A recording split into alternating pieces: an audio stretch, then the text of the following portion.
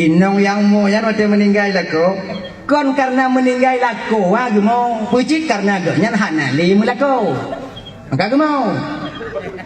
Puji badan. Ujo dengar anak-anak mau inong mo. Gak ada dia tanya tu ke kalau anak-anak niat kon ay. Anu bayu mentok bagi kuntung bun Allah nangkanyo na citanyo. Ayo. Nyopu yang gemuk, kon karena gaknya hanali mulako.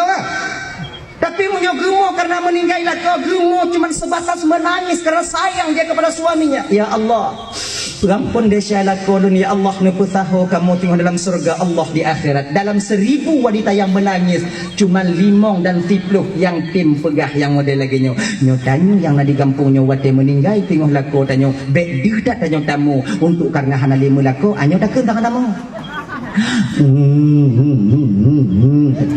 Allah ya Tuhan kubur bunda jala kulun Tuhan bunda jala kulun ya Allah nyantong apa gini. Nah ya, sebagaimanapun sayang seorang istri kepada suaminya ketika suaminya dikuburkan, haikin ya pungon tanya muti malam dalam kubur. Hana tidak wong indong nyai ikut bangun kubur dek aku beluah dia. Pakon kak ibkat atau ngombangkah malamnya di malamnya. Nah. So kamu jangankan ya ngontanyo lam kubur pun ngontanyo musim malam leuh tenuju urang kabeh wa dari rumah sudah mula sepi inong tanyo bang hai piji le lam kama yang nangkanyo tak ngon jihinan pakon kata idakut dawa dah ceki aji pikir dah nak buat lain dawa dah ceki aji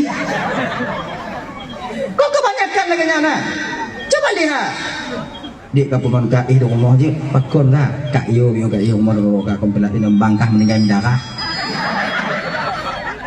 tago kak yo ai kiki agak mati nampun ai ipakat ngon dia mengajak teman iyo ikut tanya iyo tidak kok dia dah teman kita yang selalu setia menemani kita ketika kita masih hidup.